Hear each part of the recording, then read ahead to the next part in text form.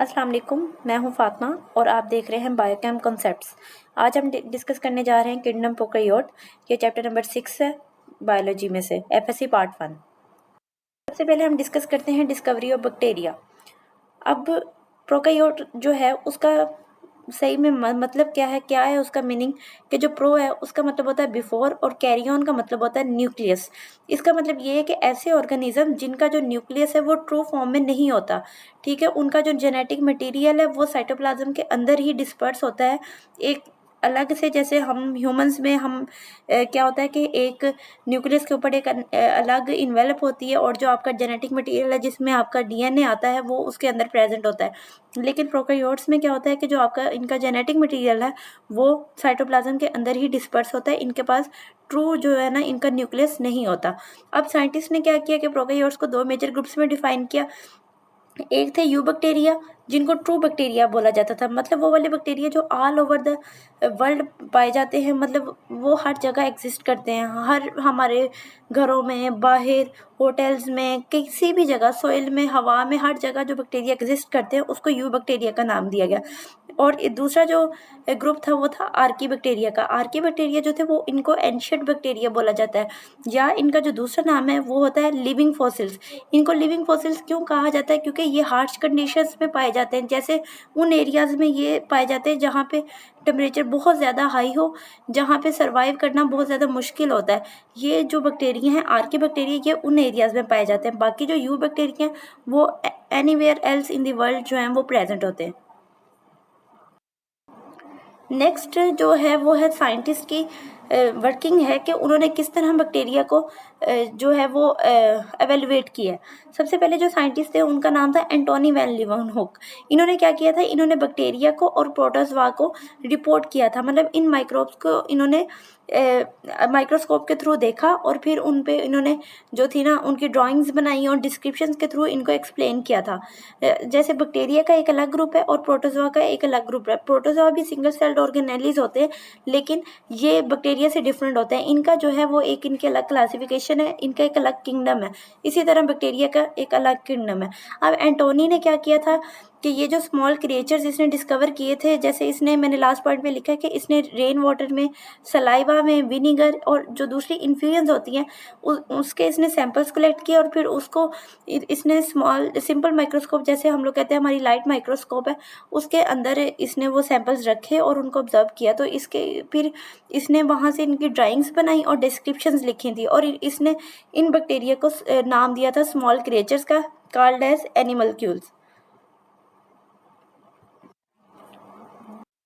Next जो scientist थे वो उनका नाम था लियस पास्चर। लियस पास्चर का हमें पता है कि लियस पास्चर ने फील्ड ऑफ माइक्रोबायोलॉजी में और मेडिसिन में बहुत ज़्यादा काम किया और इन्होंने ना वैक्सीन्स डेवलप की हैं एंथ्रेक्स डिजीज़ के लिए। आपको पता है एंथ्रेक्स जो डिजीज़ है वो, जो एंथ्रेक्स डिजीज़ है उसको कॉज करने वाले बैक्टीरिया का नाम है बैसिलस एंथ्रेक्स। और ये बैक्टीरिया क्या करता है, ये ह्यूमन बॉडी में सेप्सिस कॉज करता है। सेप्सिस का मतलब ये होता है कि ये मल्टीपल ऑर्गन डैमेज जो है ना वो करता है, और उसके बाद ये बॉडी में कफ काज करता है, शॉर्टनेस ऑफ ब्रीथ होती है और चेस्ट डिस्कम्फर्ट होता है हमें। और दूसरी जो डिजीज़ इसने डिस्कवर की थी वो थी फॉल कोलेरा। फॉल कोलेरा जो डिजीज़ है ना ये ज़्यादातर बर्ड्स में पाई जाती है और बर्ड्स में ये निमोनिया कॉज करती है, मतलब कि रेस्पिरेटरी डिसऑर्डर्स कॉज करती है। और रेबीज़ की डिजीज़ का, जैसे हम जानते हैं कि रेबीज़ वो वाली डिजीज़ है जो डॉग की जब जो होते हैं, जो रेबीज डिजीज़ है वो ह्यूमंस में कैसे ट्रांसफ़र होती है कि जब जो रैबिट डॉग है वो बाइट करता है ना इंसान को, तो जो हमें डिजीज़ तब होती है उसका नाम है रेबीज़। और ये डिजीज़ हमें डिस्कम्फर्ट काज करती है, इचिंग की सेंसेशन कॉज करती है और ये दरअसल हमारा जो सेंट्रल नर्वस सिस्टम है उसको डिस्ट्रॉय करती है और अल्टीमेटली ये ब्रेन की जो है ना उसके सेल्स को डिस्ट्रॉय करती है और देन जो है ना वो ह्यूमन की डेथ भी हो सकती है इस डिजीज़ के थ्रू अगर इसको प्रॉपरली ट्रीट ना किया जाए। देन जो थर्ड पॉइंट है उसमें ये बताया गया कि लियस पास्चर ने पास्चराइजेशन का प्रोसेस डिवेल्प करवाया था। पास्चराइजेशन हम जानते हैं, जैसे हम लोग घरों में अपने जो मिल्क होता है उसको बॉयल करते हैं यूज़ करने से पहले। उसका बॉयलिंग का क्या मकसद होता है कि जो मिल्क में जो प्रेजेंट जो माइक्रोब्स हैं, जो माइक्रो ऑर्गेनिजम्स हैं, उनको हम लोग एक हीट पे जाके उसको किल करते हैं और फिर जब वो माइक्रो ऑर्गेनिजम्स किल हो जाते हैं वो फिर जो मिल्क है, जो हमारा प्रोडक्ट है, वो हमारे लिए यूज़फुल होता है, बाद में हम उसको यूज़ कर सकते हैं। और पास्चराइजेशन के प्रोसेस में जो आपका कोई भी प्रोडक्ट है जिसको आप पास्चराइज कर रहे हो, उसकी जो न्यूट्रिएंट कंटेंट है और जो उसका टेस्ट है ना, वो वही एज इट इज़ वही रहता है। उसमें सिर्फ होता ये है कि जो माइक्रो ऑर्गेनिजम्स होते हैं ना प्रोडक्ट्स में, उनकी किलिंग हो जाती है। और देन जो लियस पास्चर ने अगला जो था वो फर्मेंटेशन का प्रोसेस डेवलप करवाया था। फर्मेंटेशन में हम जानते हैं कि कार्बोहाइड्रेट्स की ब्रेकडाउन की जाती है एंजाइम्स की मौजूदगी में, ताकि और ज़्यादा न्यू प्रोडक्ट्स बनाए जा सके। जैसे ये अल्कोहल के प्रोडक्ट्स बनाए जाते हैं फर्मेंटेशन के थ्रू। हमारे घरों में जो हम योगर्ट की फॉर्मेशन करते हैं वो फर्मेंटेशन का प्रोसेस है। और भी काफ़ी सारी एग्जांपल जिसकी मौजूद हैं। देन जो लास्ट पॉइंट है वो ये था कि लियस पास्चर ने ना माइक्रो ऑर्गेनिजम्स डेवलप किए थे। जैसे इसने वैक्सीन्स बनाई हैं, तो जाहिर है इसने ये भी जो चीज़ देखी है ना कि कौन कौन से माइक्रो ऑर्गेनिजम्स हैं जो कि डिजीज़ कॉजिंग हो सकते हैं। ये सारी जो चीज़ें थी वो लियस पास्चर ने डिस्कवर की थी। रॉबर्ट कोच ने जो था ना, उसने जो थ्योरी ऑफ डिसीजेस की जो ना एप्लीकेशन दी थी, इस थ्योरी के ना 4 पोस्टुलेट्स थे। उन पोस्टुलेट्स को पहले मैं डिफाइन कर देती हूँ कि वो ये था कि उसने कहा था कि कोई भी इंडिविजुअल है ना जिसको कोई डिजीज़ है, तो कोई ना कोई माइक्रो ऑर्गेनिज्म जो है ना वो लाजमी उस जो डिजीज्ड इंडिविजुअल है उसके साथ लिंक होता है। अब हम उस डिजीज्ड इंडिविजुअल से वो माइक्रो ऑर्गेनिज्म निकाल सकते हैं और उसको लैब में कल्चर्ड करवा सकते हैं। अब अगर हम एक हेल्दी इंडिविजुअल का सेल लें और उसको इनोकुलेट करवा दें उस जो कल्चर्ड माइक्रो ऑर्गेनिज्म के साथ, तो वो जो माइक्रो ऑर्गेनिज्म है वो देन उस हेल्दी इंडिविजुअल में भी डिजीज़ कॉज कर सकता है। और लास्ट पॉइंट जो था उसका ये था कि हम लोग उस माइक्रो ऑर्गेनिज्म को देन दोबारा उस इंडिविजुअल में से निकाल सकते हैं और उसको दोबारा कहीं और लैब में जाके हम उस प्योर कल्चर उसका बना सकते हैं। अब मैं आपको ये वाले पॉइंट्स जो है ना इसके रीड आउट कर देती हूँ। A specific organism can always be found in association with a given disease। के मतलब ये है कि हर डिजीज के साथ एक स्पेसिफिक माइक्रो ऑर्गेनिज्म लिंक होता है। Second point, the organism can be isolated and grown in pure culture in the lab. उस ऑर्गेनिज्म को हम उस डिजीज्ड इंडिविजुअल में से निकाल सकते हैं और लैब में कल्चर करवा सकते हैं।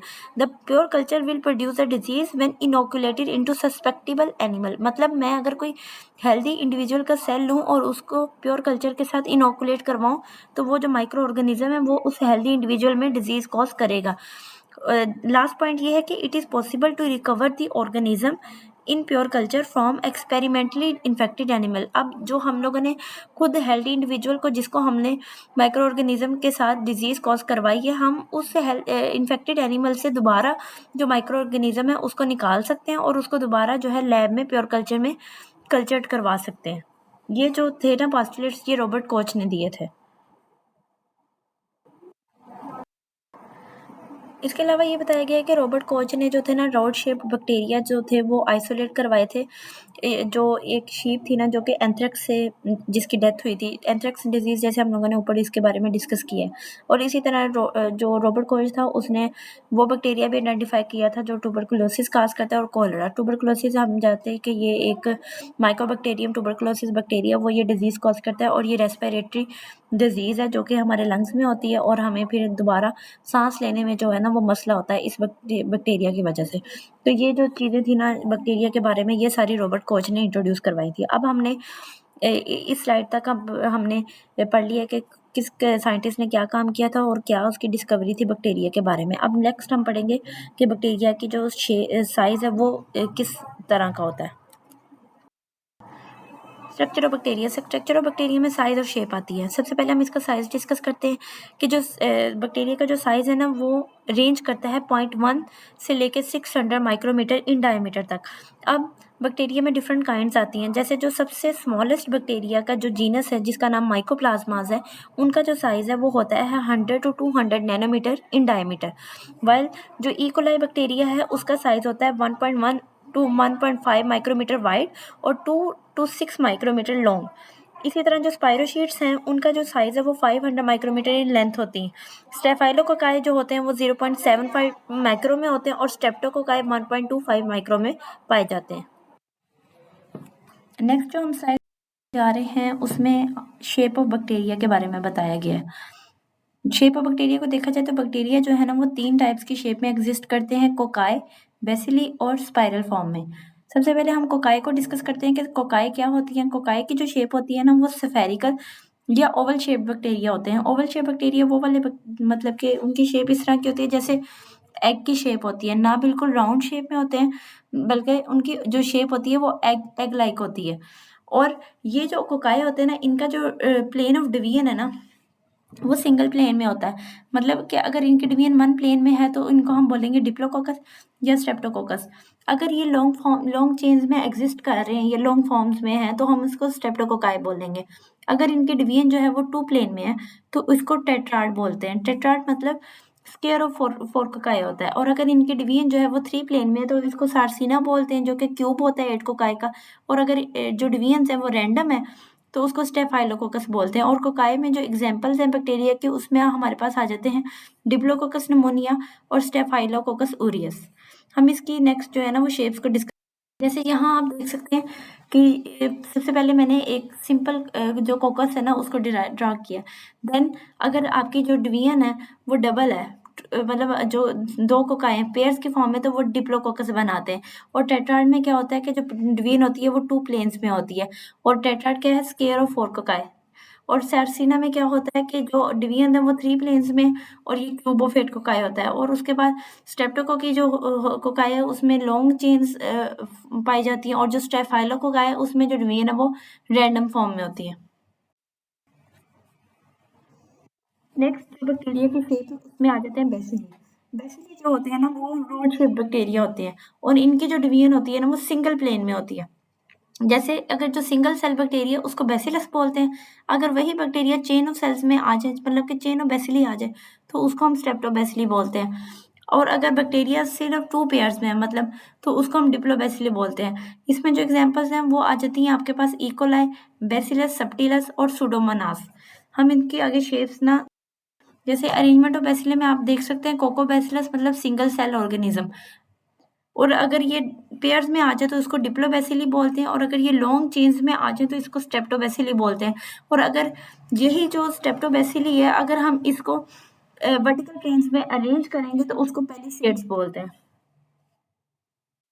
नेक्स्ट जो थर्ड फॉर्म ऑफ बैक्टीरिया है वो है स्पाइरल बैक्टीरिया। ये क्या होते हैं, ये स्पाइरली क्वाइल्ड होते हैं, जैसे इनकी थ्रेड लाइक अरेंजमेंट होती है। और अगर ये वाले बैक्टीरिया कोमा शेप में पाए जाते हैं तो उसको बोलते हैं विब्रियो। और अगर ये थिक एंड रिजिड है तो ये कहलाते हैं स्पाइरिलम। और अगर जो इनकी जो शेप है वो थिन और फ्लेक्सिबल फॉर्म में तो उसको बोलते हैं स्पाइरोशीट। इसमें आपके पास आ जाते हैं विब्रियो और हाइपोमाइक्रोबियम। इनकी शेप्स देखते हैं कि जैसे फर्स्ट डायग्राम में विब्रियो को दिखाया गया है कि उसकी कोमा शेप्ड शेप होती है। सेकंड में जो दिखाया गया है उसमें आपके पास स्पाइरलम है, जिसमें आपके पास आ जाते हैं थिक और थिक जो है ना स्फेरिकल्स आते हैं। और स्पाइरल शीट्स में क्या होते हैं, थिन एंड फ्लेक्सिबल स्पाइरल्स आते हैं आपके पास। और एग्जाम्पल इसमें विब्रियो कोलेरा है, उसमें स्पाइरिलम वोलंटस है। और थर्ड वाली एग्जाम्पल है उसमें आपके पास आ जाता है ट्रिपोनेमा पैलिडियम। नेक्स्ट हम जो टॉपिक डिस्कस करने जा रहे हैं उसमें हम लोग मोबिलिटी बैक्टीरिया में डिस्कस करेंगे कि बैक्टीरिया कैसे मूव करता है एक जगह से दूसरी जगह। तो जो बैक्टीरिया में जो मूव करवाने वाला ऑर्गन है, जो उसमें एक स्पेसिफिक स्ट्रक्चर है जो बैक्टीरिया को मूव करवाता है, उसका नाम है फ्लैजिला। अब बात यह है कि फ्लैजिला बैक्टीरिया में बनता कहाँ से। फ्लैजिला जो है ना वो एक्चुअली ओरिजिनेट होता है सेल वॉल में से। सेल वॉल के में एक स्ट्रक्चर होता है जिसका नाम है बेजल बॉडी। बेजल बॉडी एक एक्चुअली थ्रेड लाइक स्ट्रक्चर है, रिंग फॉर्म में एक स्ट्रक्चर होता है जहाँ से आपके जो फ्लैजिला हैं वो ओरिजिनेट होते हैं। देन वो क्या करते हैं, वो उसकी बॉडी के ऊपर फैल जाते हैं और उसको मूवमेंट में हेल्प करवाते हैं। और जो फ्लैजिला होते हैं ना, ये थिन हेयर लाइक अपेंडेजेस है, मतलब बिल्कुल बारीक फॉर्म में होते हैं। और ये जो एक स्पेशल टाइप की प्रोटीन होती है जिससे ये बने होते हैं, उस प्रोटीन का नाम है फ्लैजिलिन। अब हर बैक्टीरिया में डिफरेंट काइंड के फ्लैजिला होते हैं। कुछ बैक्टीरिया ऐसे होते हैं कि जिसमें बिल्कुल फ्लैजिला नहीं होता, जिसमें कुछ बैक्टीरिया होते हैं जिसमें एक होता है, और कुछ में बहुत सारे फ्लैजिला होते हैं। ये डिपेंड करता है कि किस बैक्टीरिया में कितने फ्लैजिला हैं, तो उनकी जो मूवमेंट है वो उस लिहाज से देखी जाती है। उनके जो मोबिलिटी पैटर्न्स है वो उस लिहाज से वेरी करेंगे। जैसे मैंने इस पॉइंट में डिस्कस किया कि every bacteria have different set of flagella on it, hence shows different motility patterns. और जो फ्लैजिला है वो क्या करते हैं, ये मोटिलिटी में हेल्प करते हैं और सेंस करते हैं सिग्नल्स को। जैसे केमोटैक्सिस का अमल करते हैं। केमोटैक्सिस का मतलब ये कि केमिकल सिग्नल्स को सेंस करना। लाइक जो बैक्टीरिया जैसे वो मूव करेगा towards food signals, towards light, या कुछ भी जो उसकी मूवमेंट है ना वो कौन सेंस कर रहा है, फ्लैजिला सेंस कर रहा है, और देन वो हेल्प करता है उसकी मूवमेंट में। इस स्लाइड में हम लोग डिस्कस करेंगे फ्लैजिला के टाइप्स। फ्लैजिला के 5 टाइप्स हैं। सबसे पहले है एट्राइकस। एट्राइकस का मतलब ये है कि उस बैक्टीरिया के ऊपर कोई फ्लैजिला नहीं है। मोनोट्राइकस का मतलब है सिंगल पोलर फ्लैजिला पाया जाता है। लोफोट्राइकस का मतलब ये है कि टफ्ट ऑफ फ्लैजिला है लेकिन एक प्लेन पे, मतलब अगर आप बैक्टीरिया की शेप को देखें तो बैक्टीरिया के एक साइड पे जो है ना वो एक फ्लैजिला का गुच्छा किस्म का ना पाया जाएगा। एम्फीट्राइकस का मतलब ये है कि अगर टफ्ट ऑफ फ्लैजिला मतलब जो फ्लैजिला के जो गुच्छे हैं वो दोनों साइड पे पोल्स पे पाए जाएं तो उसको एम्फीट्राइकस बोलते हैं। और पेरिट्राइकस का मतलब ये है कि अगर जो फ्लैजिला है वो बैक्टीरिया के होल बॉडी के ऊपर पाए जाएं, मतलब ये एक तो जैसे मैंने ऊपर कहा कि 2 पोल्स पे पाए जाते हैं, अगर फ्लैजिला बैक्टीरिया की सारी बॉडी को कवर करें तो उसको बोलते हैं पेरिट्राइकस। अब कौन से बैक्टीरिया ऐसे हैं कि जिसके ऊपर फ्लैजिला पाया जाता है? तो बेसिली और स्पाइरल शेप्ड जो बैक्टीरिया हैं वो ज़्यादातर उनके पास फ्लैजिला होते हैं। कोकाई में जो है ना वो फ्लैजिला ज़्यादातर नहीं पाया जाता, इनके पास फ्लैजिला रेयरली पाया जाता है। इस स्लाइड में हम लोग बैक्टीरिया का हम एक स्पेशल स्ट्रक्चर डिस्कस करेंगे जिसका नाम है पिलाई। पिलाई क्या होता है? ये होलो नॉन हेलिकल फिलामेंटस अपेंडेजेस होते हैं। ये पिलाई जो है वो फ्लैजिला से स्मॉलर इन साइज होते हैं और ये मोटिलिटी में इन्वॉल्व नहीं होते। पिलाई का जो फंक्शन है वो कंजुगेशन में आता है। अब बैक्टीरिया की 2 काइंड्स होती हैं, ग्राम पॉजिटिव बैक्टीरिया और ग्राम नेगेटिव बैक्टीरिया। ये जब हम नेक्स्ट स्लाइड लेक्चर डिस्कस करेंगे तो उसके अंदर मैं ग्राम पॉजिटिव और ग्राम नेगेटिव का डिफरेंस जो है वो एलेबोरेट करूंगी। यहाँ तक के लिए आप लोग इतना याद कर लें कि जो ग्राम नेगेटिव बैक्टीरिया है उसके ऊपर ट्रू पिलाई पाए जाते हैं। और पिलाई जैसे हमने पीछे डिस्कस किया कि फ्लैजिला में एक स्पेशल काइंड की प्रोटीन होती है जिसका नाम है फ्लैजिलिन, इसी तरह पिलाई में भी एक स्पेशल काइंड की प्रोटीन होती है जो इसकी बॉडी और इसकी स्ट्रक्चर को बनाती है। उस प्रोटीन का नाम है पीलिन। अब पिलाई जो है वो बैक्टीरिया में उनका रोल क्या है कि वो कंजुगेशन का प्रोसेस करते हैं। कंजुगेशन का प्रोसेस क्या है? एक ऐसा प्रोसेस है जिसमें 2 बैक्टीरिया जो हैं वो पिलाई के थ्रू ज्वाइन होते हैं और एक बैक्टीरिया जो है वो अपना जेनेटिक मटेरियल जो है वो दूसरे बैक्टीरिया में ट्रांसफ़र करता है। तो क्या होता है कि जो फर्टिलिटी जो ऑर्गन एक बैक्टीरिया से दूसरे बैक्टीरिया में ट्रांसफ़र हुआ है वो देन जाके एक न्यू जो बैक्टीरिया है उसको ओरिजिनेट करवाता है और ये सारा प्रोसेस कंजुगेशन का कहलाता है। और इस प्रोसेस को कौन करता है? पिलाई करता है। कंजुगेशन के साथ साथ पिलाई का एक और इम्पोर्टेंट काम है वो ये है कि ये बैक्टीरिया की अटैचमेंट करवाते हैं to certain surfaces. Like bacteria को रॉक्स के साथ अटैच करवाते हैं, उनको प्लांट्स के साथ अटैच करवाते हैं, उनको सॉइल के साथ अटैच करवाते हैं।